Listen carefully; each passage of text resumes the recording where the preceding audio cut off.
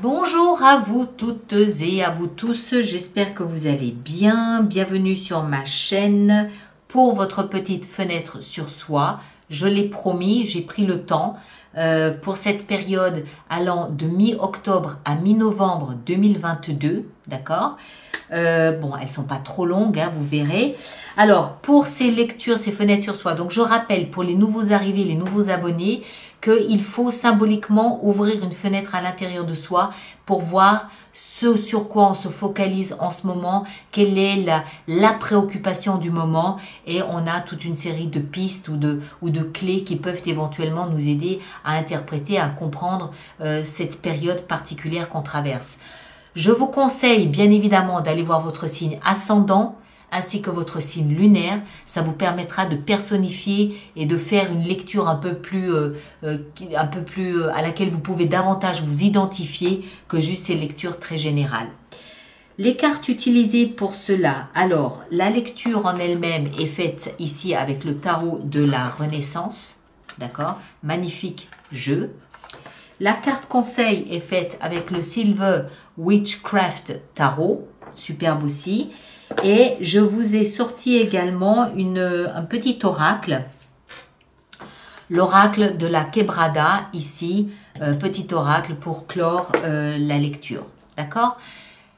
Merci à vous tous de bien vouloir partager, liker et puis vous abonner si ce n'est pas déjà fait. Merci à vous tous de surtout bien vouloir laisser vos commentaires sur YouTube pour les autres personnes. C'est toujours aidant.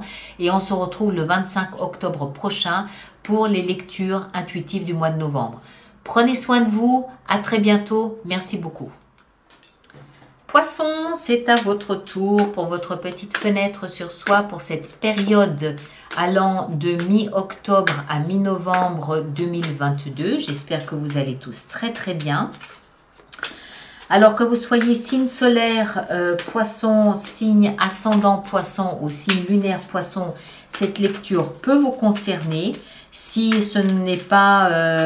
si ce n'est pas votre signe ascendant, votre signe lunaire, n'hésitez pas à aller voir les signes en question pour compléter un petit peu cette lecture et vous la personnifier, d'accord?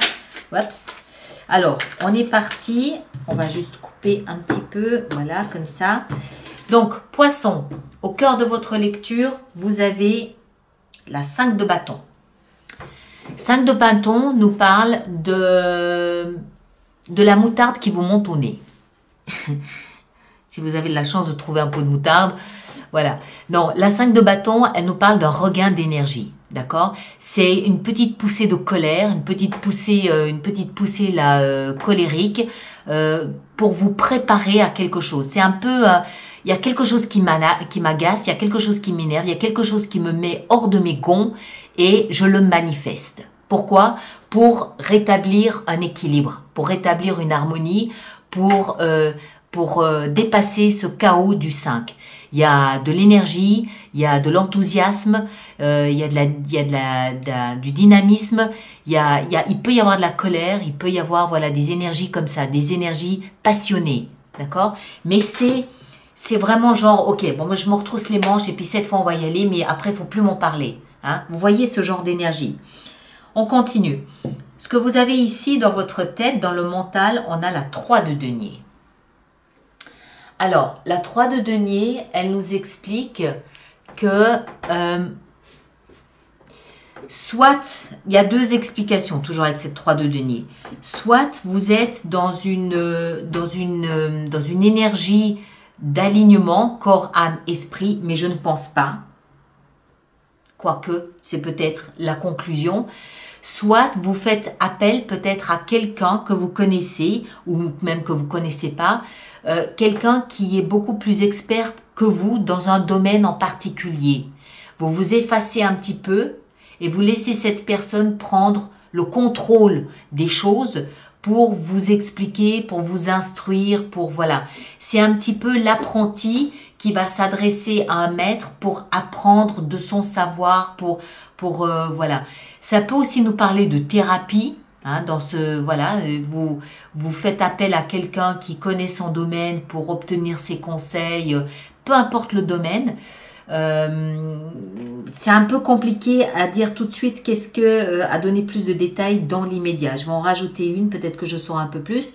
Mais on ne perd pas de vue que cette crise d'urticaire que vous pourriez faire ici avec cette 5 de bâton peut vous pousser par la suite mentalement à vouloir, comment est-ce qu'on dit, structurer cette énergie, cette colère. D'accord?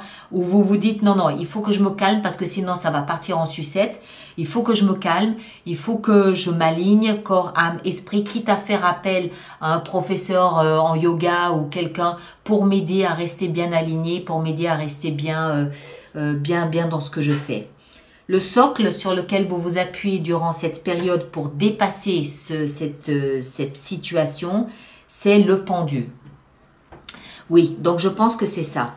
Le pendu, lui, il nous explique que vous vous sentez coincé, bloqué. Vous avez peut-être, je sais pas, vous avez peut-être aussi la grippe, un gros rhume. Et durant ce temps, durant ce moment où vous vous sentez coincé, bloqué ou lié à la maison, par exemple, eh ben vous en profitez pour un petit peu réfléchir et prendre de la hauteur sur les événements. Maintenant, même sans être couché au lit avec le thermomètre dans la bouche, vous pouvez très bien aussi être conscient que ce qui se passe ici, vous sentez ce bouillonnement à l'intérieur. Encore une fois, hein, c'est la moutarde qui monte au nez. Vous sentez ce bouillonnement intérieur et vous comprenez qu'avant d'exploser comme une cocotte minute, il faut peut-être prendre un peu de recul. Donc, vous prenez du recul et vous observez un petit peu tout ce qui se passe avec un regard différent, sous un angle de vue différent. Et ce nouveau regard va vous permettre probablement de changer d'avis. Et c'est probablement ce qui va vous permettre de vous calmer, de vous aligner, de vous ancrer pour ne pas exploser, ou alors de faire appel à quelqu'un pour venir vous aider ou pour obtenir des conseils avisés dans un domaine en particulier. Sinon, vous sentez bien que vous pourriez partir un petit peu dans tous les sens. D'accord? Le passé, donc de là d'où vous venez, à 5 d'épée. 5 d'épée, c'est une énergie de conflit. Donc, voilà, on a 2 fois 5 ici. Hein. Donc, soyez attentifs, vous aussi, quelqu'un d'autre a eu ça, je ne sais plus qui c'est, soyez attentifs, vous aussi, au 5 octobre, au 5 novembre, ou alors, il y a peut-être un rapport avec le mois de mai, ou alors, voilà, le 5 d'une manière générale. Moi, ce que je comprends ici avec cette 5 d'épée qui nous parle de conflit. Hein? Elle nous parle de conflits larvés, elle nous parle vous savez ici ces pots de banane qu'on va glisser sous les pieds de l'autre pour qu'il se casse la pipe. C'est des petits mots durs, c'est avoir le dernier mot, c'est un conflit stérile qui ne sert strictement à rien et qui est sans issue. Voilà, c'est ça, 5 d'épée. Alors, il est possible que quelqu'un dans votre entourage vous cherche peut-être un petit peu des poux dans la tête et que ça finisse par franchement vous agacer et vous réagissez. D'accord? Vous emmenez tout ce joli petit monde sur le divan d'un psychothérapeute ou d'un psychanalyste ou je sais pas quoi.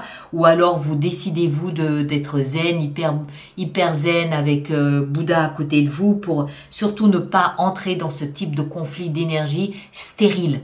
Stérile, encore une fois. Et ça vous oblige à prendre vraiment beaucoup de recul parce que peut-être que vous ne vous attendiez pas à ce type d'événement, c'est possible aussi. On va aller voir maintenant là où ça va vous mener tout ça et ça va vous mener à la justice. Bon, ben, je crois que le message est clair. Hein.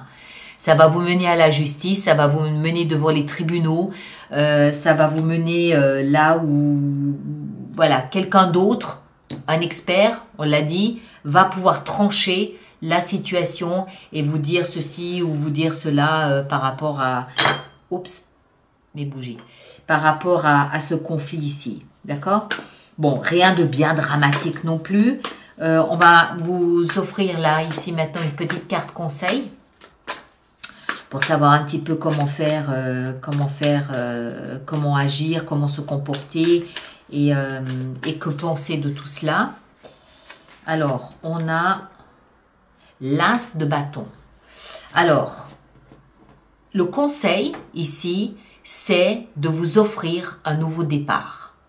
Le bâton, on le voit, c'est le feu, c'est la vie, c'est la flamme de la vie, c'est le soleil, c'est la lave du volcan, voilà, c'est tout ça.